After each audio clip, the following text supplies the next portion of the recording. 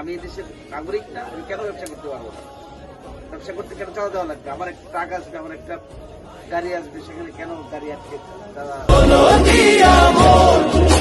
লুটে লুটে সবাই পালালো যখন দাড়ি পাল্লা এবার করবে সোনার দেশ।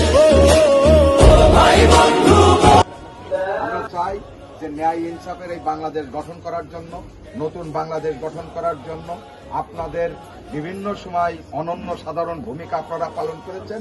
তো আপনাদের ভোটটা আমরা চাই না। আপনাদের কাছে আপনাদের পরিবারের ভোট, আপনাদের আত্মীয় স্বজনের ভোট, আপনাদের